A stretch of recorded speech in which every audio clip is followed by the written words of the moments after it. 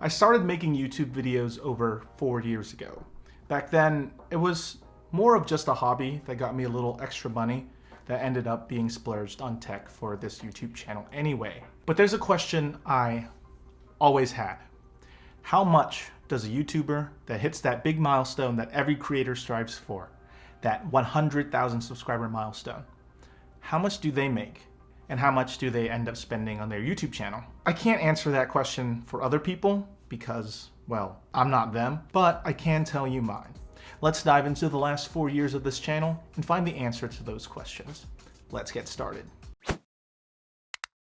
Down in the video description below and within the video itself, you'll find timestamps to any of the sections you may care about. If you only want to know about one specific topic, feel free to skip ahead to those sections. But do keep in mind that the overall conclusion of this video relies on everything that I discuss up to that point. So you may be a bit confused if you didn't watch the whole thing. Just saying, but I'm not going to say you can't skip ahead because those are still valuable bits of information that's useful. And I also know I've made other videos on this topic before in the past, but you don't have to watch those videos before seeing this specific video. But I'm trying to do it in much more detail. As a YouTube content creator, you can earn money through ads that play in the beginning, middle, and end of your video. These ads vary depending on who's watching your video, and how much these ads pay depend on a bunch of different things, like gender, age, country you're watching it from, internet browsing history, and basically any kind of data that would hint an advertiser of who you are. Basically, advertisers try to piece together puzzle pieces of different parts of you to figure out what type of person you are. Then they serve advertisements based on that profile that they created for you. So YouTubers with different audiences will make different amounts of money, even if they get the same amount of views or have the same amount of subscribers. The rate that a specific advertisement has is called CPM, or cost per mile. Each YouTube video has its own CPM, which means if you created a video on why Dino chicken nuggets are objectively just better than regular chicken nuggets, the CPM will be very different than a video on the latest Call of Duty game. Because advertisers know that these are usually two very different types of people watching these different videos. But personally, I don't think this metric is great. Because honestly, people know what ad block is, and CPM only counts the people who've actually seen ads on the video, and not every view is counted in that CPM metric. So YouTube started using a metric they added within the last year called RPM, or revenue per mile, which gives a better indicator to how much someone is earning instead of relying on CPM. Because RPM is actual revenue per 1,000 views, which is basically what I called true CPM in my older videos. Thanks YouTube, you made my old videos outdated. Just like CPM, it fluctuates like crazy depending on video. I've had videos with a high of $30 RPM versus some as low as $1.70. Think about that for 1 second. This spread is so far apart that a video with 10,000 views could be making more than a video with 100,000 views just because of the topic of the video and the type of people that that particular video attracts. Of course, the number of ads that play on a video have an effect on revenue too. The more ads you see, the more the potential revenue on a particular video, right? Videos with less than 8 minutes of runtime on YouTube have ads at the beginning of the video and ads at the end of the video. But videos over 8 minutes long can have mid-roll ads that play in the middle of the video as well. The more ads you have in a particular video, the bigger potential for income that you have. But if your video is filled with ads, then really no one's going to want to watch it. It's just not worth their time. That being said, there's other ways that people on YouTube make money. They have presences on other platforms like Twitch, Patreon, have Amazon affiliate links in all their video descriptions, or have integrated sponsorships, or if you're into something more mature, OnlyFans. We can delve into those a bit later, or at least the ones I'm most familiar with. Last year's video on how much I made, I delved into other creators' CPM and RPM to try to figure out roughly how much their channel has made over time. And if you want to see that, I'll have it up in the right-hand corner over here. I won't be doing that in this particular video because I want to focus more on the progression of a channel rather than how other channels compare. All right, let's talk about how much money I've made over the years. Initially, when I began uploading YouTube videos in 2016, there was no requirement to get monetized. but sometime after, YouTube started requiring a minimum of 1,000 subscribers and 4,000 watch time hours within the last 12 months of your channel's activity. You may be thinking that you're missing out on a ton of money if you're still in that 0 to 1,000 subscriber range. But the truth is, at that size, you're not making much.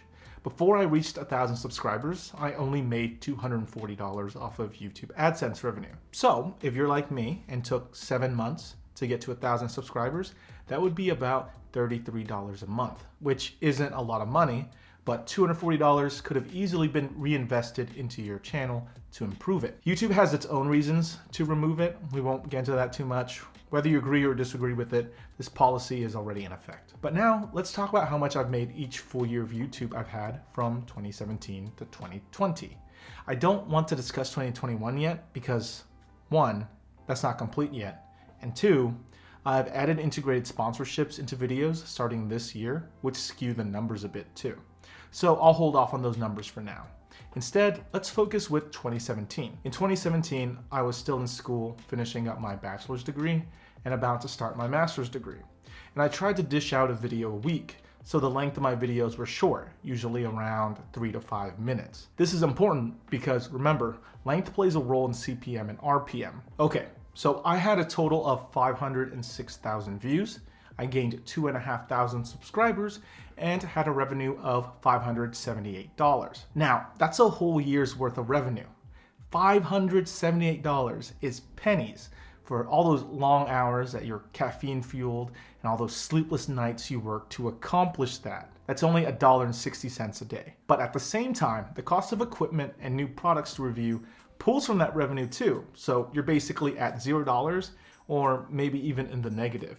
But as a broke college student, it was nice to see money going in instead of out for once, even if all that money still went out for buying equipment.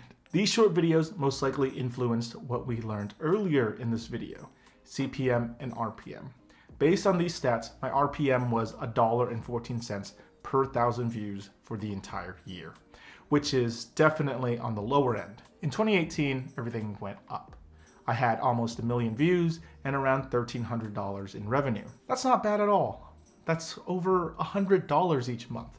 RPM increased a little to 1.37 per 1,000 views, and in 2019, I finished my master's degree and started a full-time job in the summer.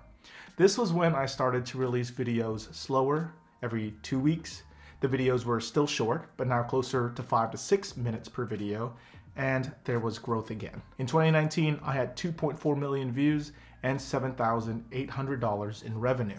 This is with an RPM that pretty much doubled at roughly $3.25, which is so much better.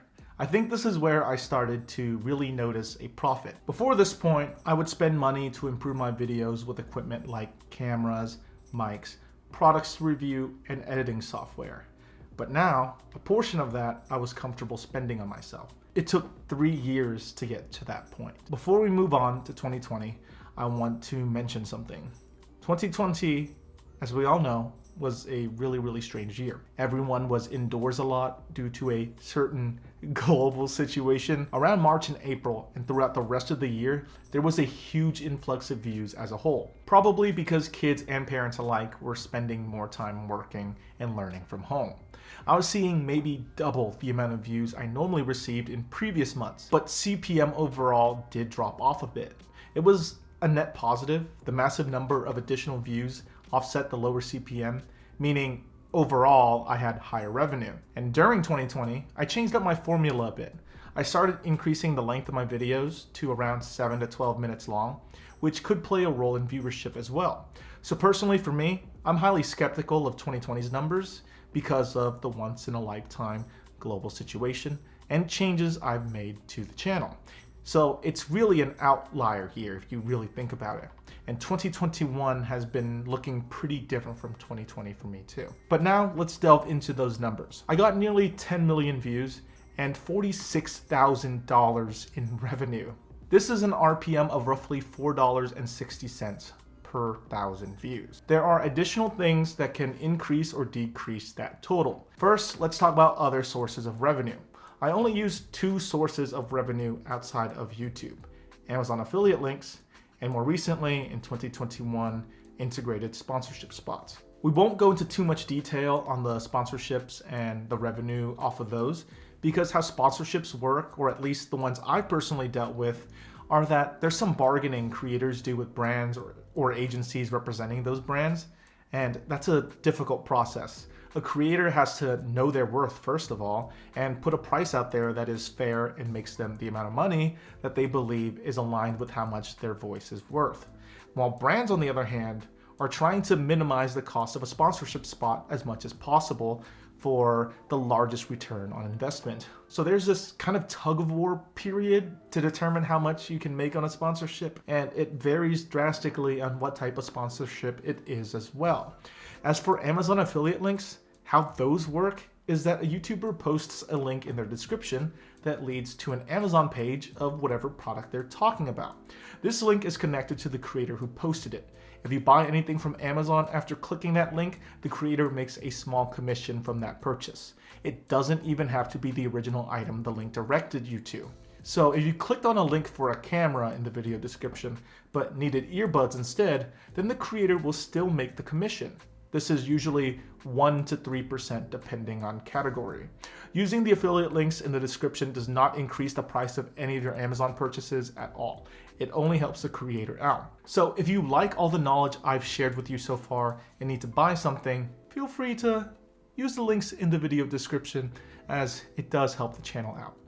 In 2020, Amazon affiliate revenue accounted for just $2,574, which is around 5% of the YouTube revenue that I had in 2020. But it's still a decent chunk of revenue. So our total so far is about $49,000 of total revenue in 2020. Now here's the portion that these types of videos normally don't show you.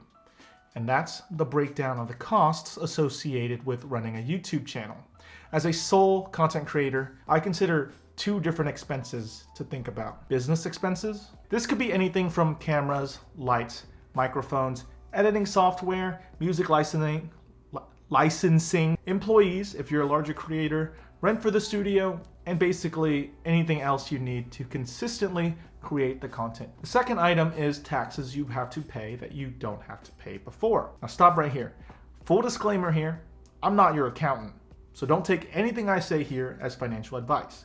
What you're hearing on this topic is my own opinions and thoughts on publicly available information on the IRS website, okay? Okay. Taxes vary depending on your country, of course, but I'll be talking primarily about the US, since I live there. In the US, there is a 15.3% self-employment tax due that you normally don't pay if you're employed, because that's normally taken out of your paycheck already if you're an employee who gets a W-2 at the end of the year. For W-2 employees, this is 7.65% because your employer pays half and you pay the other half. These are FICA taxes that the vast majority of Americans pay to contribute to Social Security and Medicare. That 15.3% is not income tax, which you pay based on how much you made that year. And if you have YouTube income, you'd pay the FICA tax, and then you will also pay that income tax. We won't go any deeper than that because everyone's tax situation is different depending on where you live in the US and where you live in the world. Now let's talk about the business expenses portion. So for some context, I viewed 2020 as a growth year for myself. So I wanted to try to invest in equipment and resources that could help improve the quality of the videos and help with efficiency in creating those videos. Basically, the overarching goal when reinvesting the money into the channel in 2020 was higher quality but longer videos created in the same amount of time as the previous shorter videos of previous years.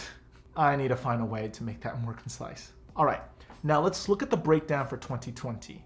$186 went to expenses related to software and music licensing. $1,585 is related to expenses of creating videos, like products purchased that cannot be reused afterwards. And the biggest chunk is $12,939 spent on equipment. This is computers, tablets, lighting, mics, cameras, and lenses, all that. And expenses as a whole totaled $14,700. That's a massive bill. Over $1,000 a month was being spent on the channel. The majority of the cost was camera, lenses, lighting, and a computer upgrade. I felt all this was necessary to improve the channel. I don't see my personal equipment costs being as high in 2021 or even 2022, because unlike things like smartphones, camera equipment and camera lenses don't need to be upgraded every 2 to 3 years. And remember, I have a full-time job outside of YouTube, so YouTube income is just supplemental to me.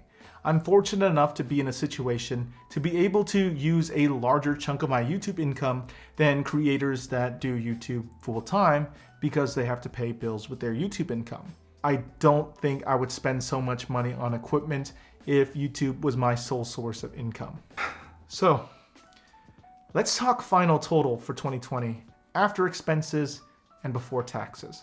The total is about $34,000. That's how much this channel, at 100,000 subscribers last year in 2020, took home to use on bills, groceries, leisure, save, or pay the mortgage, whatever. And again, this is only my personal total. It's going to be completely different if you look at different channels, since their CPM, RPM, and expenses will be completely different from my own.